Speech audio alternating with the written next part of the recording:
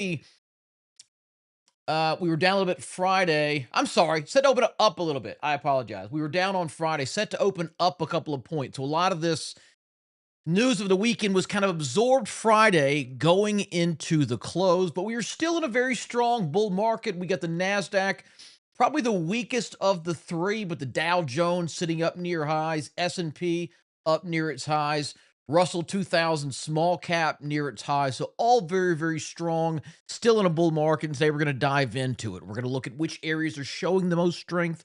We're going to try to find some leading stocks in those groups with good buy points. I'm going to walk you through exactly where to buy, where to sell, how to keep risk tight, how to give yourself a real edge in the market. I'm also going to walk you through the basics of the four stages of the stock cycle. And this is something that a lot of people do not know, have not seen, do not realize this is how the stock market works, but it is crucial for you to understand how money moves, how stocks go between these different stages, and how you can use it to your own advantage. So, welcome all of you.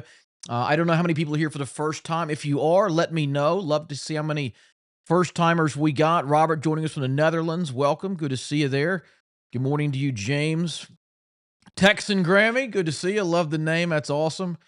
Out there in Fort Worth. Welcome, welcome. Hope AI and metals comes back. Yeah, I think metals will. I'm going to walk through some of those. What you're going to see is that stocks and groups and sector, they all move together, right? Just like when Bitcoin's down, so is Ethereum, so is Solana, so is all of them. When gold's up or down, so is silver, so is palladium, so is everything else, all the precious metals. And it's the same thing in stock groups. I mean, we saw memory stocks like SanDisk and Micron go 10x over the last 12, 18 months, and then they're all getting repriced. Software stocks all got hammered. Semiconductors all went up big and then got hammered big. So they tend to move in groups. What I'm going to show you today is how to stay in front of those movements. I'm not going to pretend to be perfect. I'm not going to pretend we're going to nail the absolute top print and low print in every single stock. But there are things we see over and over again, both characteristics of a good bull market that says it's foot on the gas, get after it, right? Get aggressive. And also things we see with certain groups saying these are coming into fruition. They're in demand. That's where the wind is at our back. And so I'm going to walk you through all that today. Now, really quickly, let me just cover the four stages of the stock cycle. I've covered this 50 times in the past, but for anyone new, this is probably the biggest piece of leverage, the biggest eye-opening thing I could share with you today to help you see stocks more clearly. And so what you're looking at here is a weekly chart of Roku. We could do the same thing with Google or Nvidia or ServiceNow or any other stock. They all go through the same process. And the assumptions you have to make and the things you have to accept before seeing this are as follows. You and I don't move stocks. It is not you and me and little Sally Smith and her retirement account moving stocks, right? I don't care if you're worth $50 million. You're not moving the stock market. What stocks are, it's an auction. It's supply and demand. There's reasons there's supply and there's demand. The earnings matter, the sales matter, the forecasts, all of that. But at the end of the day, what actually makes them go up and down is if a bunch of people are buying a lot more than people are selling, the price is going to go up and vice versa. And so whoever does the most buying and the most selling has the greatest impact on the market. And that is not you and me. It is large institutions. Right? By and large, it's going to be BlackRock and Blackstone and Fidelity and Warren Buffett and the ETFs and the mutual funds and the endowments, right? They're the ones moving billions. And so if you're trying to buy, let's just pretend, $5 billion worth of Roku stock, we don't just go into E-Trade and go buy $5 billion. There's not that much for sale. The price would triple in a second. So they have to spend days, weeks, months building these positions, which is where our advantage is going to come from. Okay. And so whatever they're all buying is rising, that are selling is going down. That's why stocks move in waves and groups like this. But here are the four stages. Okay. Stage one is known as the accumulation phase. And by the way, this work is based off some work by a guy named Richard Wyckoff in the 1920s, and it is as relevant today as it was 100 years ago. Now, this stage one is very short. If I'm being honest, it really would have looked like this, but right here, March of 2020. This is when COVID came and everything just sold off. So I've kind of shortened it. But generally, stage one is boring. It's called the accumulation stage because this is when these big shops start accumulating shares. And Wall Street, by and large, not all of them, but most of the big shops, they operate on essentially a big Excel spreadsheet. Okay, it's all about what is the future value of this company and its cash flows. SpaceX is a perfect example. You know what their profit was last year? It was non-existent. They lose money. Next year, the year after, they're going to lose money then too.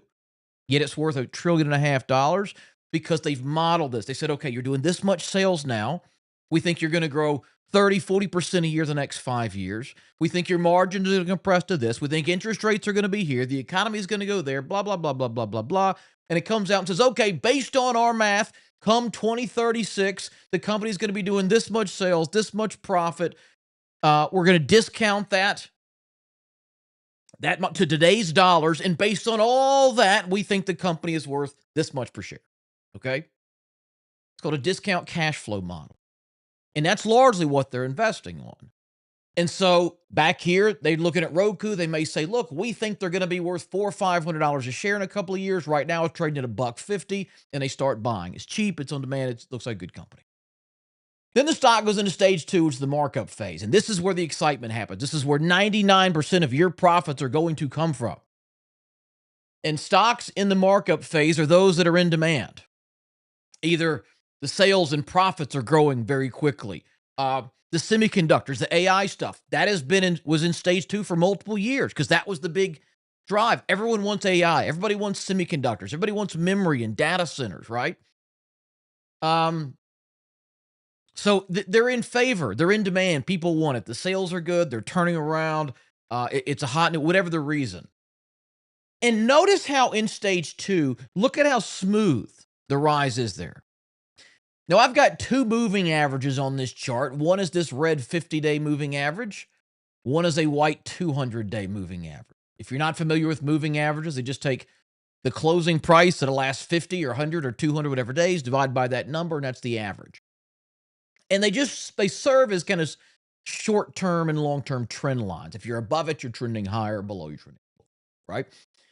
And so notice how it just holds this 50-day moving average on a rise up. And the reason for that is that there is consistent buying going on in that stock. Remember, if you're Warren Buffett and you want to build a position in Roku stock and you want 200 million shares, there's not 200 million shares for sale. This stock only trades, 20, 30 million shares in a day. And you can't buy all of them. So they spend weeks, months building positions. And if that's your deal, if you were a trader for Buffett or at Goldman or at the Fidelity Magellan Fund, they said, okay, guys, we need 200 million shares of Roku, get buying. Then anytime the stock drops 5 or 8 or 10%, you're going to take advantage and buy more, right? So because there's that consistent buying pressure, it's consistent demand for that stock, it tends to rise pretty smoothly, no wild gyration. Okay, so that's stage two. Now, eventually, these parties come to an end. Maybe the stock has reached what they believe is the full value. Maybe the sales and the profits stopped growing as fast as they thought they could. Maybe the CEO was caught at a Coldplay concert with his secretary. Whatever the news, they now want out.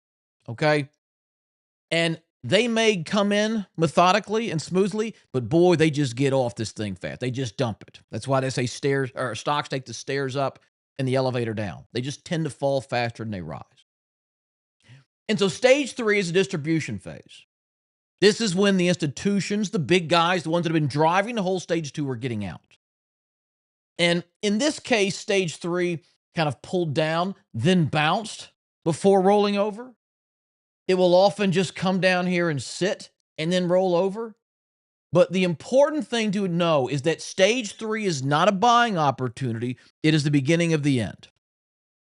I want to repeat that. Stage three is not a buying opportunity. It is the beginning of the end because this is where most everyday investors get caught because they watch the stock go from 100 to 200 to 400 to 500. It falls to 3. And what do they say? Finally, a dip.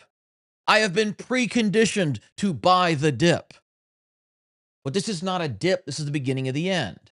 And then once the big institutions, the big, massive Wall Street, 8, 9, 10 figure shops are done buying, well, then it's just retail demand.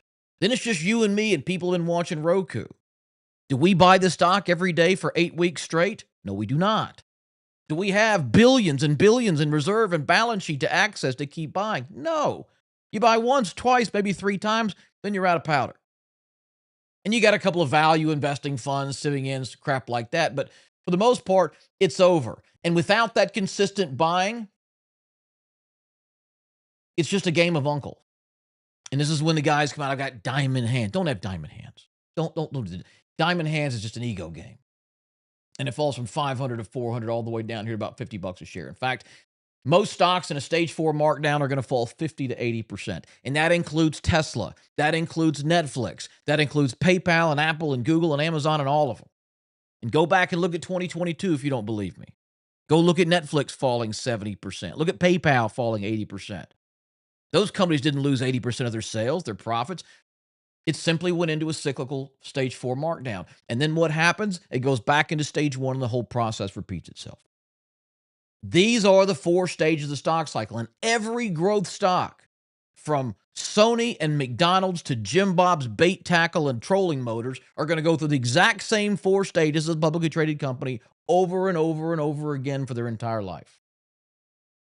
And if you go back and look at, let's just take any company. Let's take, let's look at Crocs again. Let's look at Crocs. This is an interesting one. Okay. I thought I had this marked up. Must have deleted it. Look at Crocs here. We'll take it at a log scale.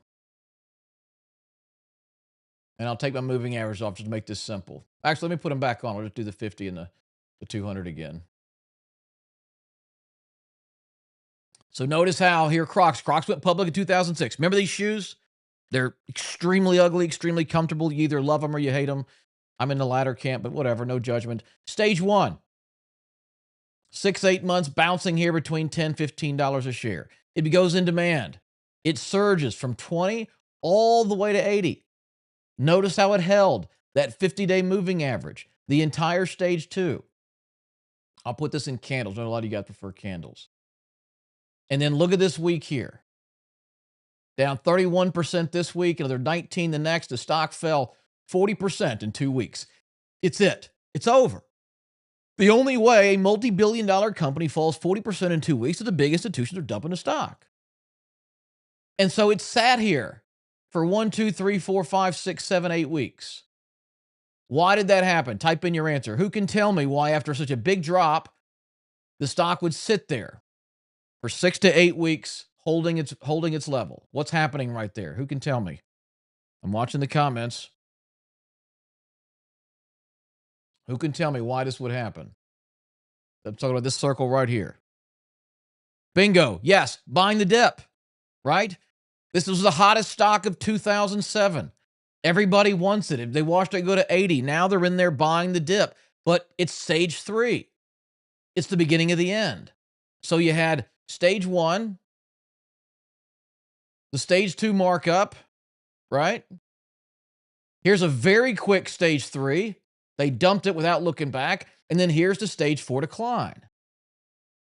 And then what happened? Well, it went back into stage 1, new stage 2, repeats itself all over again. And this will happen over and over again throughout the life of the stock.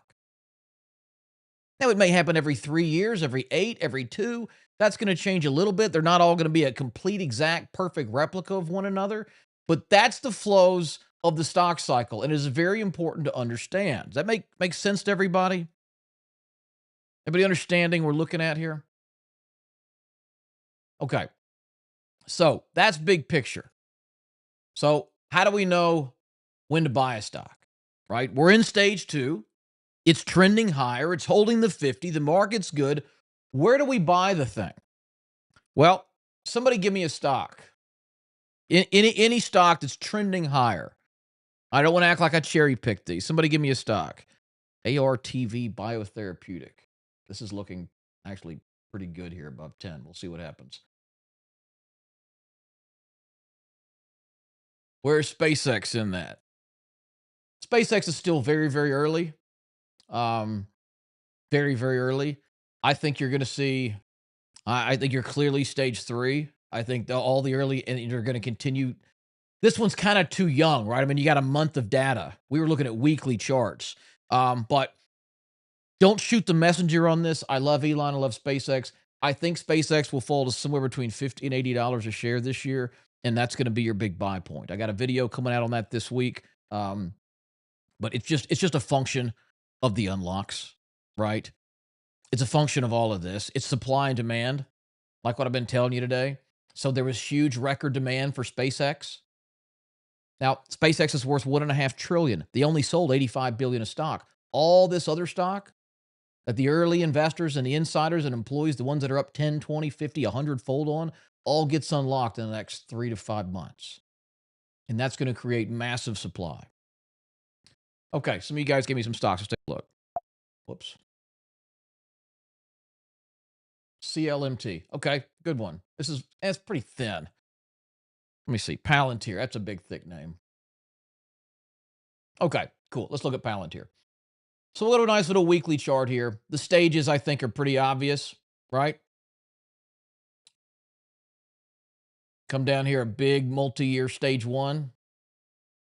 Beautiful stage two uptrend, holding that 50, give or take a couple of bucks all the way up. There's your stage three. Now we're under the 50. Where are we in now? Palantir is in stage four. Don't shoot the messenger, okay?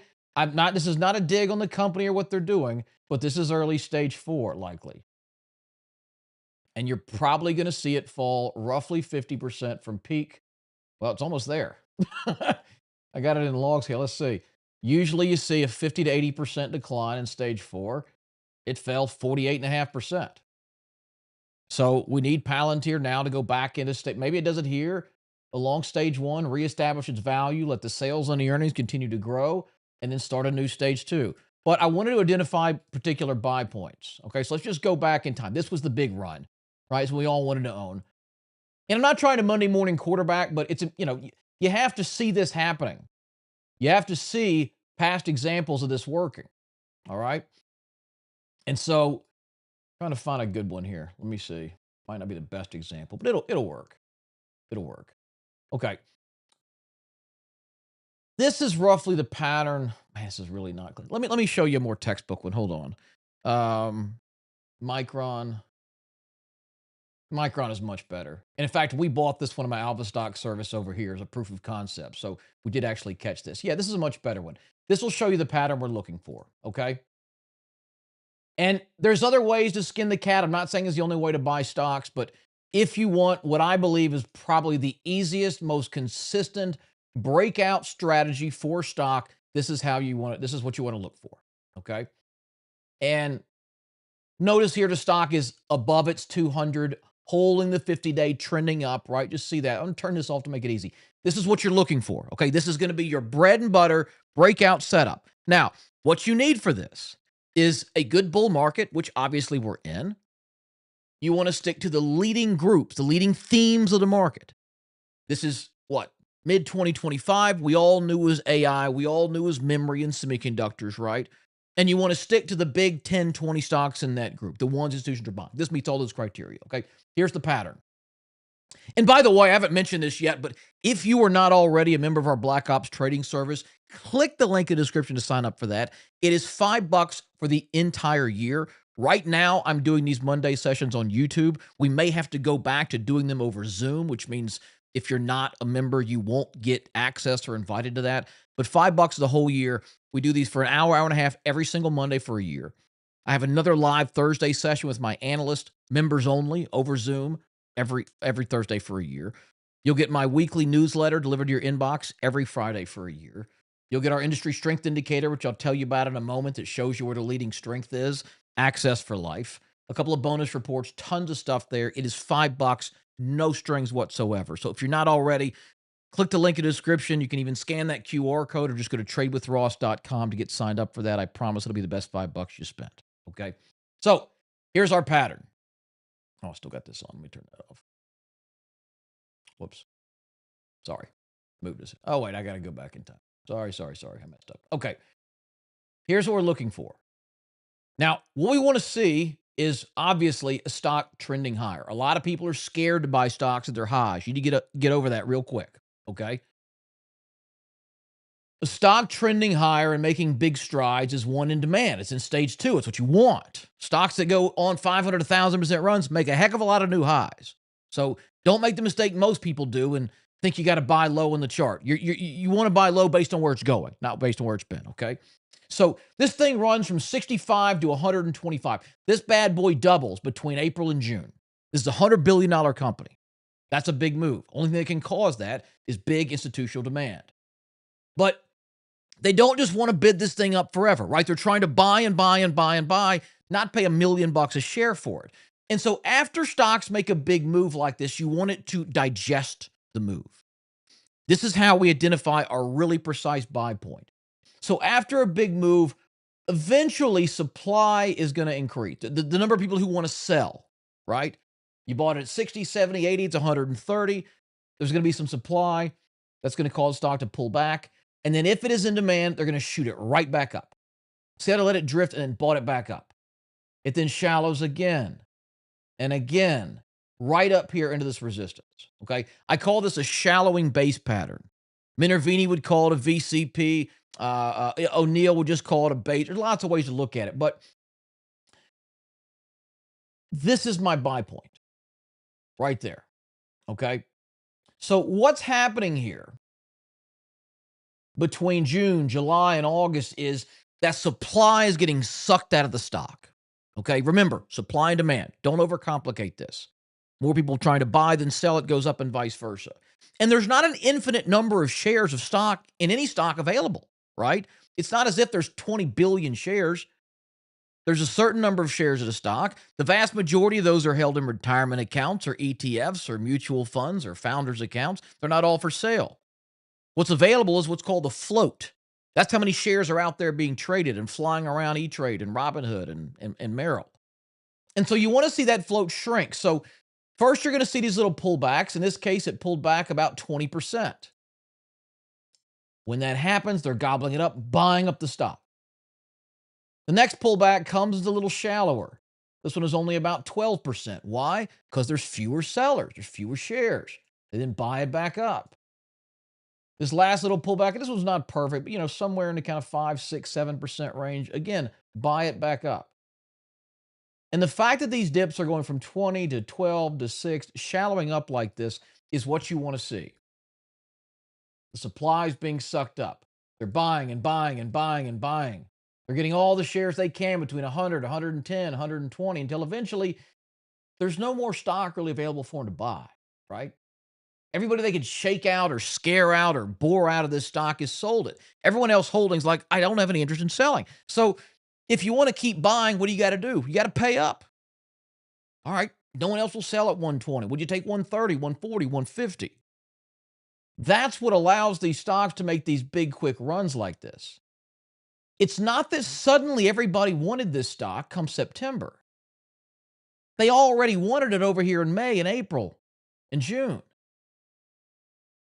But you've identified a point where now that same amount of demand is chasing a smaller pool of supply, right? And just take a very simple economy. Say you had an economy with $10 in it, and you had workers that made 10 widgets, right? What would they sell for? Roughly $1 a widget. I mean, we're being very simple, but that's the idea, right? Okay, well, what's happening in here? Well, in here, they bought up a bunch of these widgets. Now there's only 2 of them left. You got the same $10 chasing 2 widgets. So now they're going to go for $3 or $4 or $5 a piece. That's the whole idea. Basic supply and demand. There's obviously more to this, right? Yes, the company needs to be having good earnings and good sales and in demand. And let the Wall Street guys battle all that out. They've already done all the math. They spend tens of millions on research. They got boots on the ground. You're not going to outsmart them. You don't know anything they don't know. At least I don't. Maybe you do, but I doubt it. But that's going to let you buy right here at a very precise point where the stock has the best likelihood of making a big and fast gain. And the other beauty to this, and one of the other benefits is it's going to cut your risk way, way, way down, right? The first question you should ask yourself when you buy a stock is, where am I wrong? How far does this thing need to go down for me to say, nope, I missed it. I was wrong. I need to sell this stock. Where's your exit? And most people don't know. They buy it here at 130. What do they get? Do I sell if it gets to 120, 110, 100? Hold it all the way to 50? What do you do? Well, this answers that question for you because your stop loss, where you're wrong, is the most recent swing low. Okay. So, what I mean by that is once this stock pulls back and then shoots higher, it shouldn't go below here. Pulls back, they find buyers, it shouldn't go below here. It pulls back and bounces, it shouldn't go below here.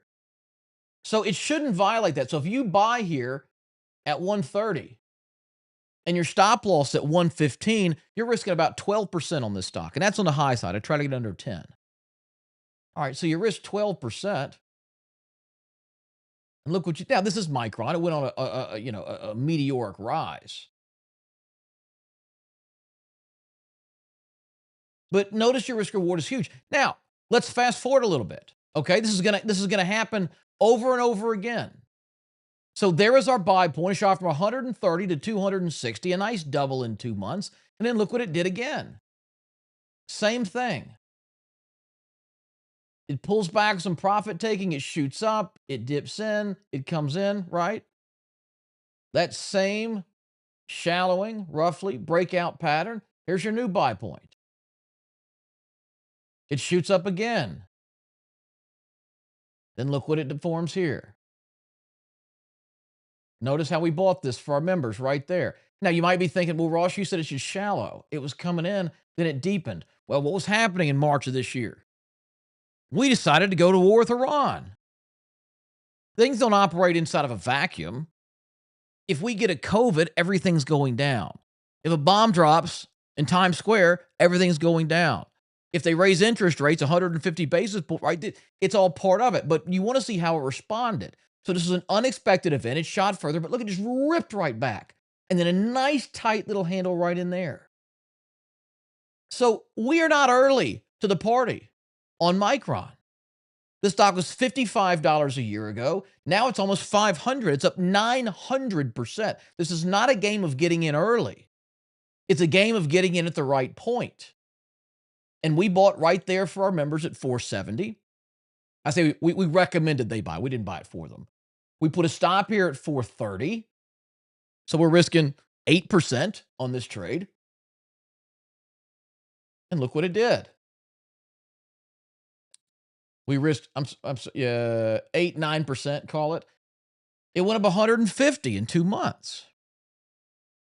Now it's rolling back now. Where would I have gotten out of this thing? Well, I like to sell into strength. So you get, you go from 480 to 800 in a couple of weeks, sell some. You get a big burst, sell some. And I keep trailing the stop to the last swing low. It made this low, made a new high. We were out completely here at around 930. So we risked 9%, 8%, took a chunk off at 60, took a chunk off at 100 and something, our final pieces off at 104. That's a good risk reward, right? And they're not all going to do this, obviously. Like, not every stock is a Micron, but I want to paint the picture that, like, you don't need to have some rare insight. You don't need to know which stock is gonna be the biggest, pharmaceutical winner in the fourth quarter. You just want to stick to where the money is moving, right? Follow the leadership. What's the theme of the market? Where are the institutions buying? What are the leading stocks in that? And did I get a good buy point? Is there a place I can buy with a reasonable expectation of a big fast move in the next 2 weeks to 2 months where I can risk 8, 10, maybe 12% to get a look at it? And folks, the ones where you lose 7 or 8 or 10 are going to be dwarfed by the ones where you make 50 and 80 and 100. Okay?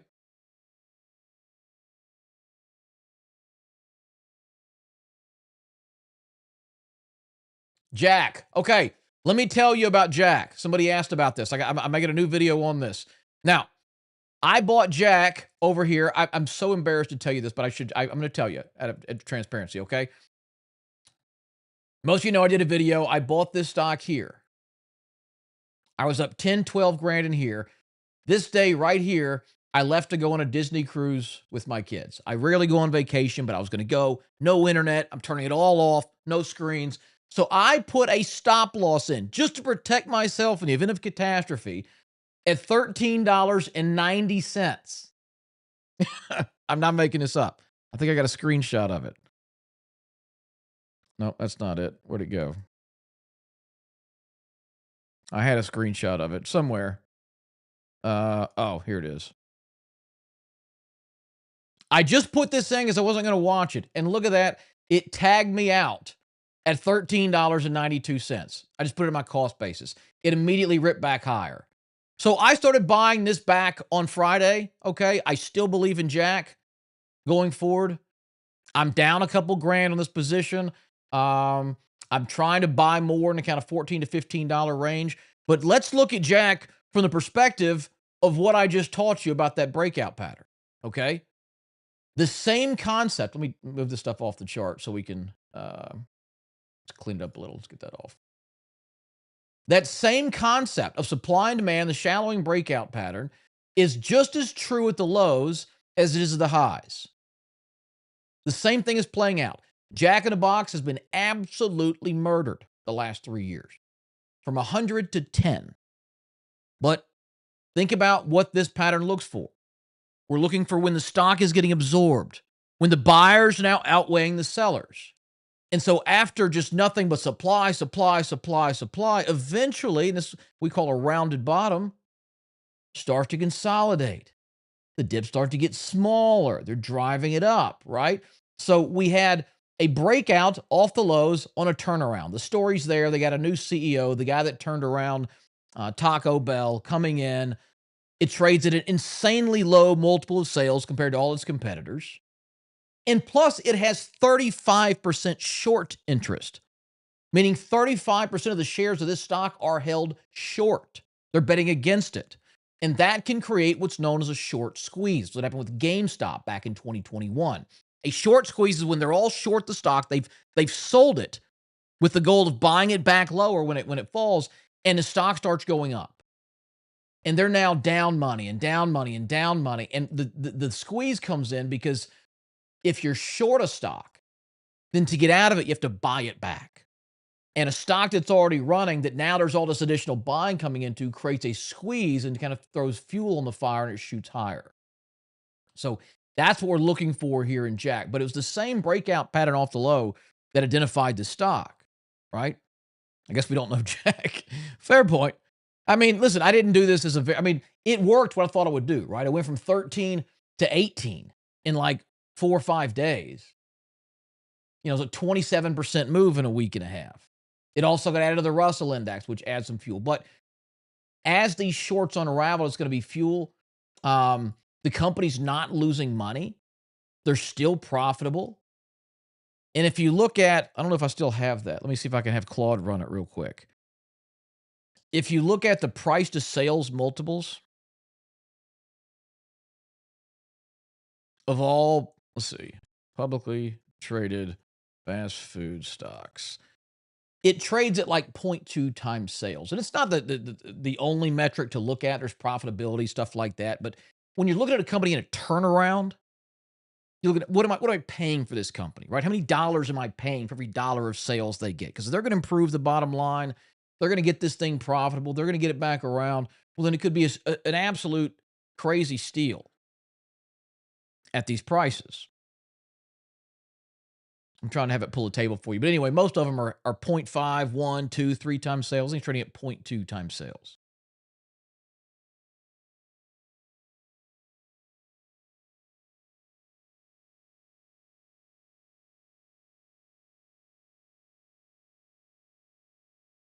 Okay, so how do we know where to focus our efforts? Well, the easiest thing, like I said, is look at where the money is flowing.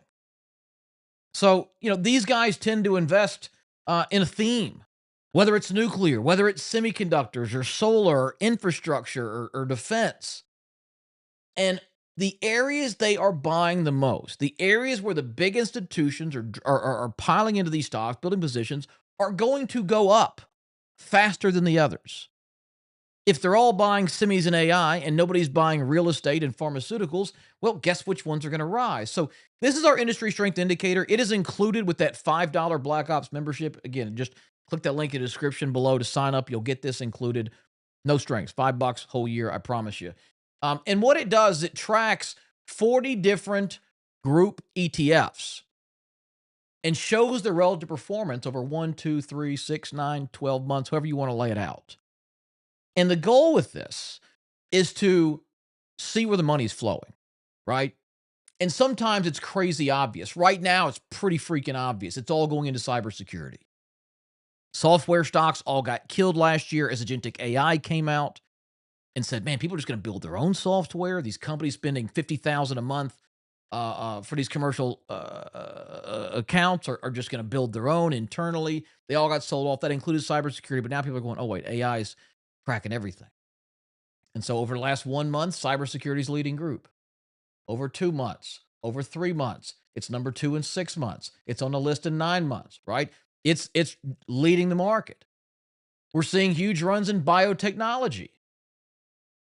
AI is allowing these companies to run 10, 20, 50 times the number of drug trials and research they could before. They're bringing more drugs to market faster. If you looked at this 2 months ago, it was semiconductors, which were leading, was on the top of the 1, and the 2, and the 3, and the 6, and the 9, and 12-month lists. And so if we can see where the money's flowing, well, that's got a pretty quick shopping list.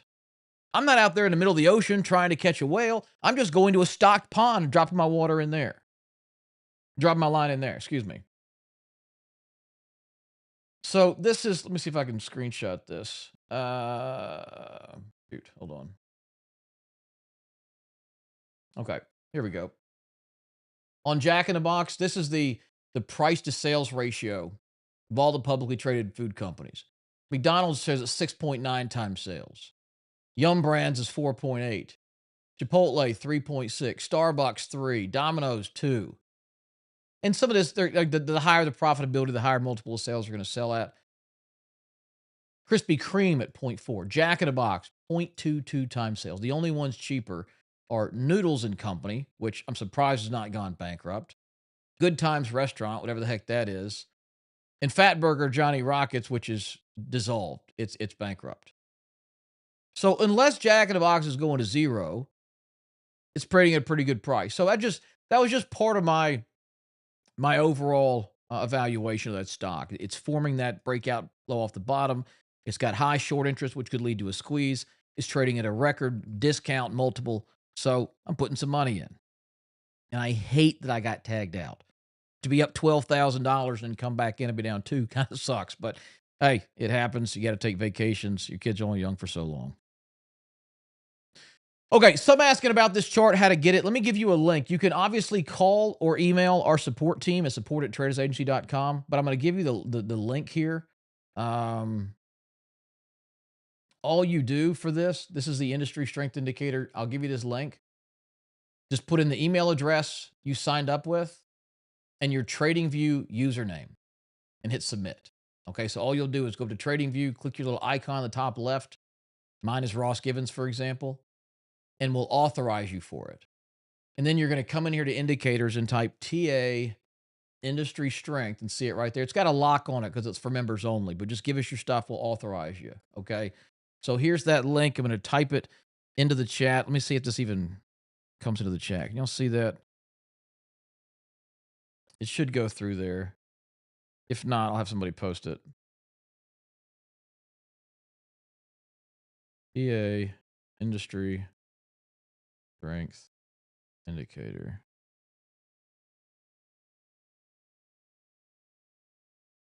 All right. I'm going to have somebody from my team post it in there as well. But here's how I use this, right? Cybersecurity is very strong. Okay. Let's look for these kind of breakouts in cybersecurity stocks. I got a list of cybersecurity stocks. You can make one of these very easily. For one thing, they have themes in here? No. The easiest way to do it is just to Google. Watch this. You want cybersecurity, right? And I build these lists over time. I've got a bunch of them in here. I can give you this list, but it's not going to solve this forever. cybersecurity ETF. Okay, what's the big one? The First Trust Net cybersecurity ETF. Guys, look for its page.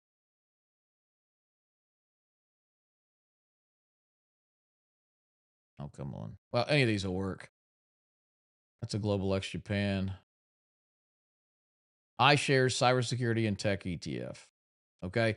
All these ETFs are required to report their holdings publicly. So you've got a professional Wall Street fund that's done all the research for you.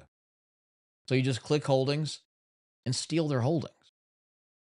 BRNS, QLYS, Tenable, Palo Alto, Okta, Sentinel, CrowdStrike, Zscaler, etc. And just build a list and you hit plus and start putting them in. Already got all these in there. Sentinel 1, Zscaler, Fortinet, right? And add them all to your list. And then I just pop through them. Rapid 7. Do I see a breakout opportunity here? No, but it's putting in a decent little high tight flag. That's a monstrous move, folks. That is a 120% move in 23 days. Then you get the high tight flag, which is this. If it breaks through there, I would buy it with a stop at the low. So let's just say it shoots up here to 12.5 today. I'm buying it. My stop loss is the low. I'm risking 7% to get into one of the fastest moving stocks in a leading group in a strong bull market. Infi looks terrible. Obviously, this is not a good one because cybersecurity is flying and nobody's buying this dumpster fire. Sentinel 1, bit extended, also a little high tight flag here. Now, notice we looked at Micron, and over a 12-month massive run, there was like 3 really good buy points, okay? You're not going to find 100 of these a day. So you want to stalk some of these. Now, Checkpoint Software. This is looking very, very good to me. Now, it's been in a downtrend. It's definitely the laggard of the group. But notice how it is now consolidating off those lows. Do you see the shallowing? See how it's coming in? Where's the resistance? Obviously, it's at about $140 a share. Can't get above it. Can't get above it. Can't get above it. When it breaks through, I'm buying, and my stop loss is here at that swing low.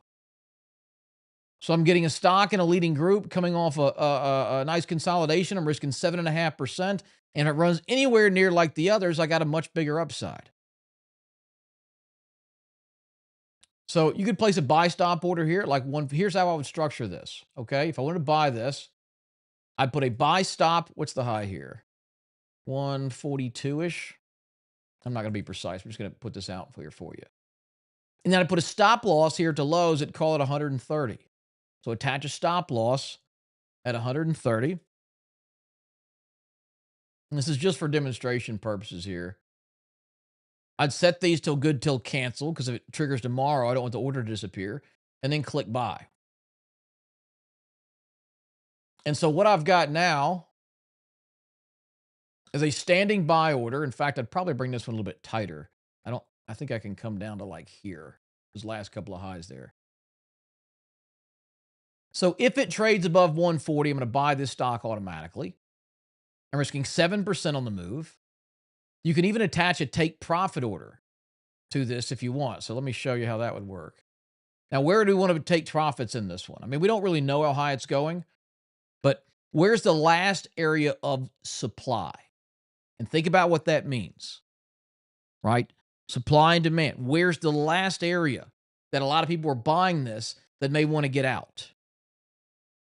Well, everyone who bought September, October, November, December, January, February, all over in here between this kind of $180, $200 area have been deep in the red all year long. And so if you bought here and the stock finally came back, what would you do? You'd say, I'm out, break even, thank God. That's a bunch of supplies. They're trapped buyers in that. So I would say somewhere like on a low end 180-ish, right? So here's how you could do this trade, make the whole thing automatic. Let me close this one. We do a buy, stop at 140. Okay. We put a stop loss in, what did I say, like 130? Whoops, keep doing that. And we want to take profit if it gets to, say, 180. So what we have here is a 4-to-1 risk reward ratio. We're risking 7% to try to make 28. It's going to work for us. If it triggers, it'll buy it. If it does buy it and that order triggers, you're going to automatically have a stop loss and a take profit order. If it hits there and runs to your take profit and gets filled, it'll cancel your stop. If it hits there and rolls over and hits your stop, it'll cancel your take profit. The worst thing that could happen here is it's going to buy the stock, you're going to lose 7%. Or it could gap down overnight and make that worse and sell it automatically. But if you're limited on time, that's now a sitting working order.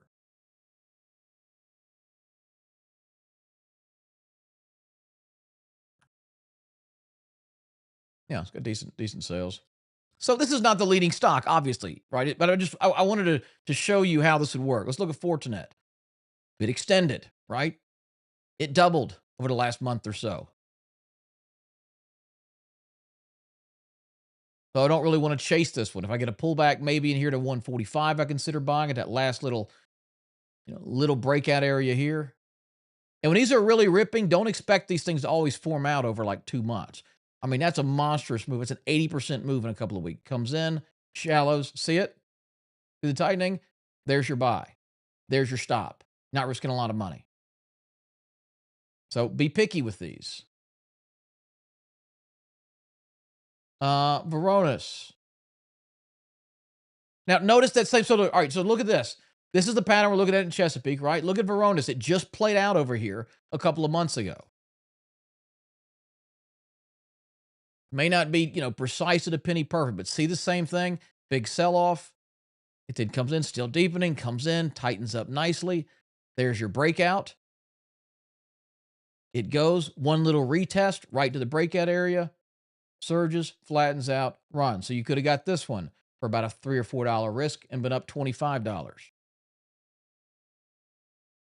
The Zscaler also trying to form a bottom. It got a little too much too fast. Must have been an earnings miss in here, coming back in. But this might be buyable above 160. And just draw a line, right? It's not going to be perfect. Markets don't operate on true precision. But notice how, it went, look, things happen. Bad news. Let me see. I'm guessing this is an earnings. Yeah. Earnings miss right there. So numbers came in. Notice they beat estimates, but the stock still went down. Why? Because they modeled even better success. And so it's got to come in and absorb all this and shallow up and tighten and get ready for its next run. And if I bought the breakout here, my stop loss would be here. See if Zscaler can join the party, double, triple, like some of the others. Palo Alto. This is that high tight flag I was talking about. So look at RPD here. Okay, let me break this down for you. Come on, here we go. See what I'm looking for in RPD? I want to make a big run. I wanted to come and absorb just a little bit. It's a fast mover. So it's not going to take 2 months and then break out and continue its run. Okay. Compare that to Palo Alto. See how this worked? It looks almost exactly the same. Big run up. There's your high tight flag. Okay. A week, maybe 2 weeks of just drifting lower. It breaks out. You buy it right there. Your stop loss is there. Boom. It's off, right? That's what we're looking for. And I'm trying to find some trades to take now. Okay. I'm not trying to just come back and say woulda, coulda, shoulda, but I don't want to put a bad trade in front of you. Okay, Datadog. This actually looks pretty good. Now, notice how we're starting to get that same pattern forming. 100 to 280 in a month and I mean, that's massive, massive demand. Don't go, oh, I missed it. It's in play. They're buying it. There is some profit taking. They jacked it right back up. Look at how tight it is in here. It's this little cup with handle. Beautiful little pattern. I would buy the breakout above here. My stop loss would be here. So I only need to risk about roughly 10% on this. So do the same thing we just did. Buy stop above 277, stop loss at 247, risking about 11, 12% on this thing. But it's a big moving stock. It's institutional grade, in the leading group, in a strong market. Chris, what is that icon? Is that a... Trying to zoom in and see. Is that a Grand Cherokee on 40s? What is it? Interesting. Okay. All right. So this makes sense to everybody how we're going through and do the same thing with like the other groups, some of the other groups we saw. We looked at biotechnology, right? Just run through the biotechs. You got a bit of a high tide flag forming here in Natera. Do you see that same shallowing pattern that worked out over here? I'll turn the averages off.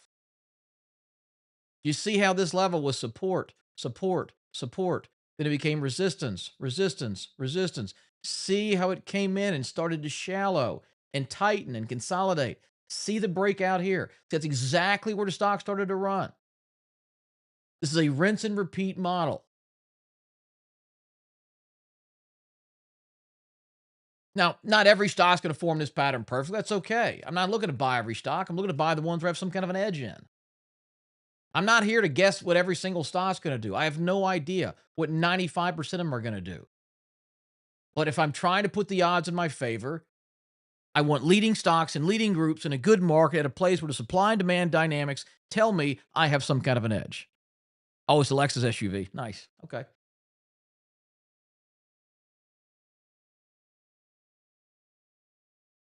All right. Let me take some of your questions. Let me mention Outlook. Now, this is one we did another high tight flag. Um, it's been very good to us. I know I've seen a lot of you asking questions on it. This is a very small stock, a biotech name, which had it got a revisit from the FDA, meaning they rejected that they showed evidence of a drug. They said, wait, maybe we're wrong, and got a big explosive move. It looks to me like it's getting ready to make another run.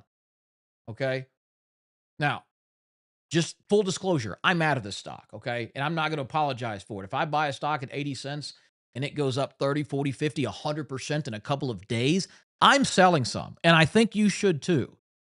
If I ever do a stock on a video or a video on a stock on YouTube, whatever, and it goes 30 plus percent higher, I am not letting that turn into a loss. Period.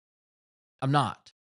So when you hear me talk about, I don't know if this is going to happen in a month or in an hour, but anytime you buy a stock and you get up big very quickly, not 20, 30% in 3 months, 50, 80, 100% in 2 weeks, you owe it to yourself to put some dollars in your pocket. At the very least, bring your stop loss up to these little swing lows and let it take you out when it stops running.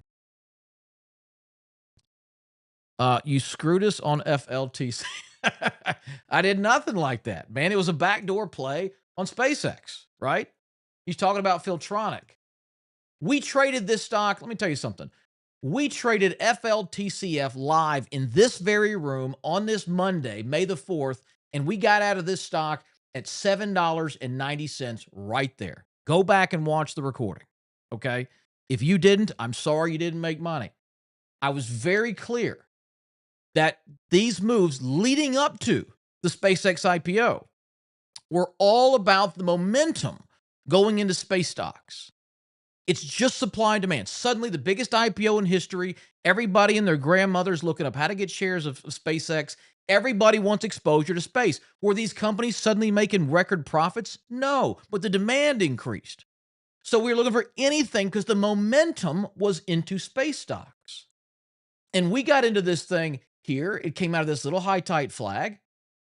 And we got in here and did this little, we were trading on a 1 minute chart on that day. Let me go back and show you.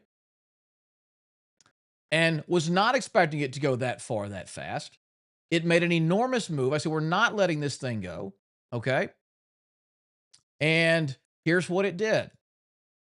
It rallied up into here. Sorry, I'm zooming in on this. And we said, guys, we bought this at $4. It's at 6. Holy crap, it's at 7. It ran as soon as it broke out here. I said, run your stop loss to 570. It came in, leveled out, broke out. We brought our stop loss to 710. It came in. You don't let a stock that doubles in a day go away. It broke out again. We put our stop right here. We were out of this stock here. It's $7.85, 780. Right here. We were out. So I don't want to hear anybody whining and complaining and, oh, the market's rigged. Don't give me that. I don't want to hear it. A lot of us made really good money on this one. Now, It's down now. Guess what else is down now? Every single space stock since the IPO, because the demand went away. The money went into SpaceX. Nobody else is looking for backdoor plays or other exposure. So look at what all the space stocks have done. Planet Labs has fallen from 50 to 20. Rocket Labs from 150 to 60. ASTS is down. EchoStar's down. VSAT's holding up somehow. Trimble is down massively. All of these stocks ran on the hype of the SpaceX IPO and did exactly as I said they would. They're going to fall when there's the real thing. Okay? So, yes, this is much more a bigger risk with the smaller names, but like you have to separate yourself from the reality of the business and the economy with the stock market. Okay?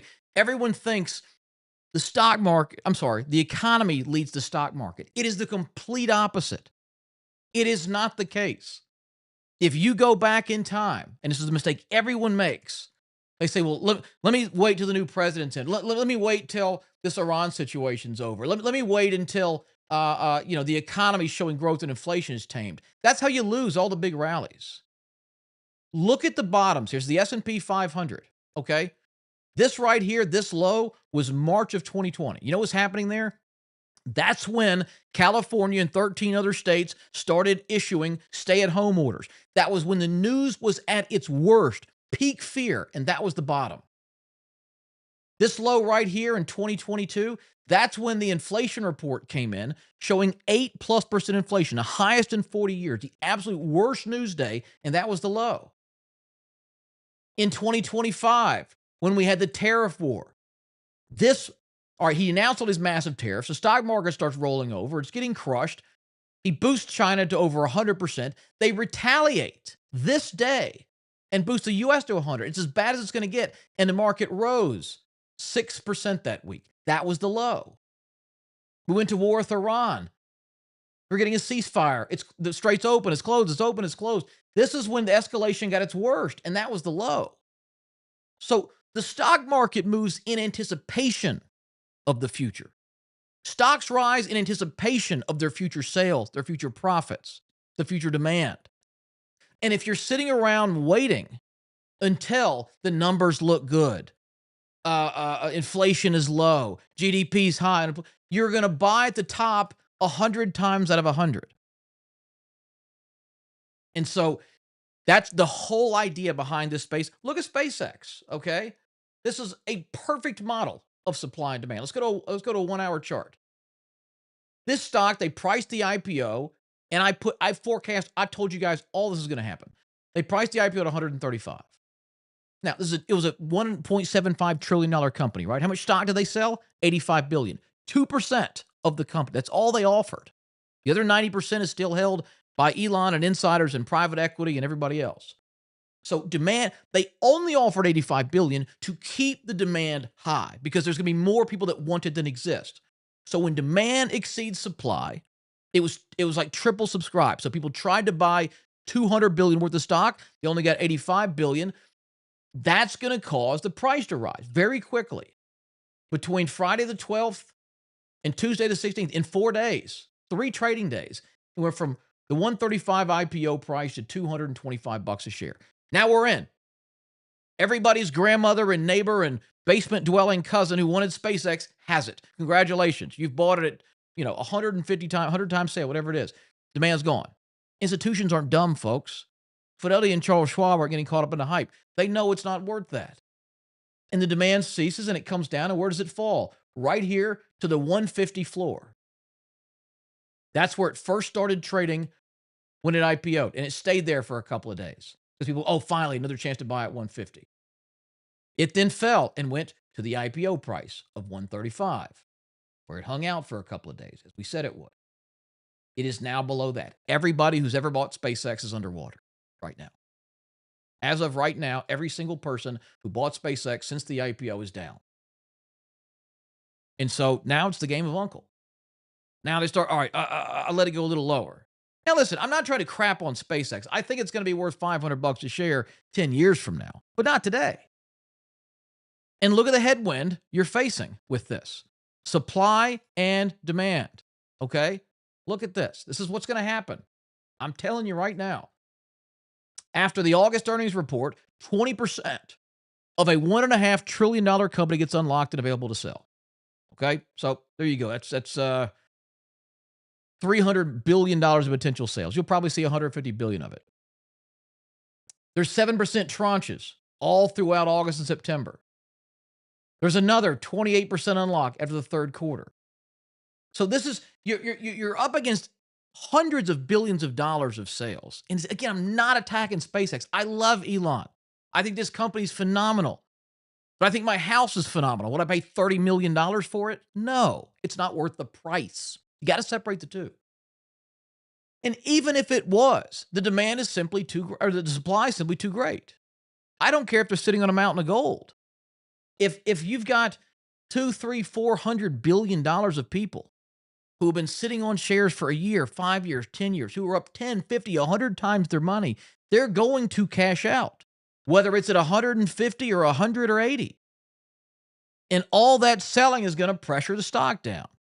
And it's probably going to get too cheap. And when it does, you should absolutely consider buying some in there. I think it's going to be a great long-term hold at the right price, right? At the right price. Let's say it's going to 400, 500 in 10 years. Okay. Well, if you bought it at 200, doubling your money in 10 years is not very good.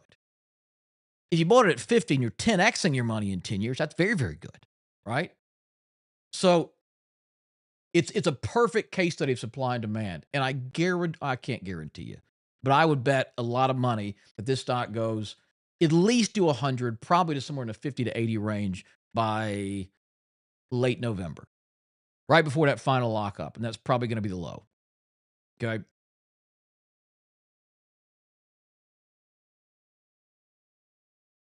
You're a buy around 80. I think that's smart, you know. So anyway, uh this makes sense, everybody? What questions do y'all have? Is there a short squeeze in Lucid? Oh, something's going on with this thing. That's a crazy move there. I know what Lucid's worth, and they don't make any money. They don't sell any cars. I mean, they're doing 400 million in total sales, and they're losing $2, $3 a share on that. So yeah, it must be some kind of squeeze because the company's just terrible.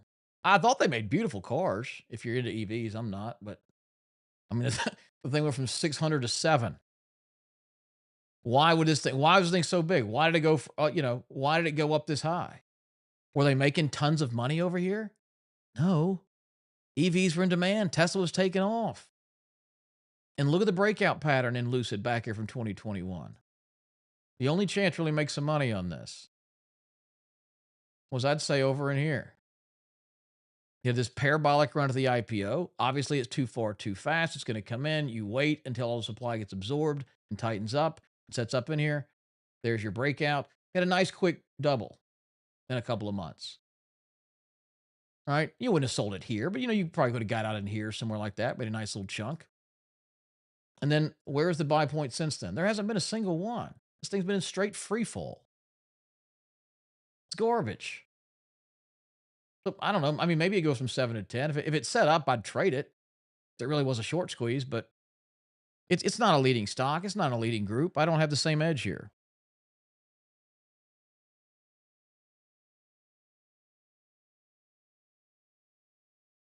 Alloy, ALOY. Yeah, that one's come all the way down too. This was again just another big chunk of demand around the SpaceX thing. Now, this is look. You got to look at a stock and say, is this something I want to hold long term? Okay, compare this to like a Google or anything with a somewhat decent trend. Yeah, it pulls back 15, 20% here and there, and these get ugly, but like it's a decent stock. Look at Alloy. Okay, it's up 190% in a couple of days. Right after that, it's down 60%. And it's up 180% in a week. Then it's down 80% in a couple of weeks. Right? It's very, very volatile. So I'm not like looking at this going, oh, this is a good 10-year hold. unless I just buy it really cheap, want to hold the whole thing. But like anything else, if I'm buying something, I don't care if I plan to hold it 10 years. If I buy anything, this is maybe a weakness of mine, at 10 or 11 and it goes to 20 in a couple of weeks, I'm selling some. Period. You may disagree with that, and that is 1,000% okay. And if you know the Bitcoin holders who've had it since 100, they make me look dumb. They're up thousands and thousands of percent because they held these crazy swings. I just can't do it. I cannot do it. I don't hold stocks in 30, 40, 50, 80% drawdowns. I don't let 50 and 60 and 80% gains go away. I take them because I want to see my account compound. I'm not looking to marry stocks. I'm looking to roll over my edge. I want to see 20 and 30 and 40 and 50% gains over and over again. I want to lock them in and lock them in and lock them in. And that's how you compound your money, right? You may find the one stock that quadruples this year, but it's a lot easier to find a bunch of 20 and 30 and 40% gains and just roll them over and make money in your gains and your gains and your it's the compound growth thing, right? Rivian. I don't know much about Rivian. My brother bought one of these. So that was a big failed. Thought I might start something, but it's just still back right into stage one. It's just going a whole lot of nowhere, right? This looked like it might start to break out, and it did initially. I mean, it went, 40, what did it go?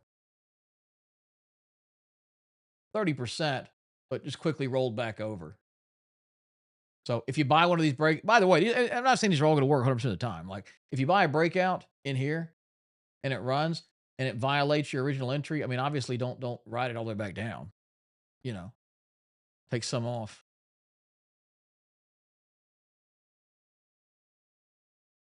Okay. All right, guys. Well, listen, let's go ahead and end the session here a little bit over our 1 hour time frame. I know y'all have more questions, and I get answer questions for hours in here. That's why we do these sessions every week. But listen, if you're not already a member, make sure to click the link in the description or just go to tradewithross.com. It is $5. You get a membership for the whole year. I'm going to try to keep doing these on YouTube. I got a strike last year for some reason on these live ones. I didn't do anything different than what I did today, and I couldn't do them anymore. So if that happens, we'll be back over to Zoom only, and that way only if that happens, only members will get access. But be sure to go to that link. You can even scan the QR code over there in the corner. Get signed up for that. A couple of bonus reports. You'll have access to my support team. There'll be a link in the sign up materials to get access to this industry strength indicator. You can put on your charts. You'll get my weekly newsletter. Lots of stuff in there. Just $5. I'd love to have you as a member and see if we can't help you out between now and July of 2027. But otherwise, I'll see you all next week. Thank you for joining me.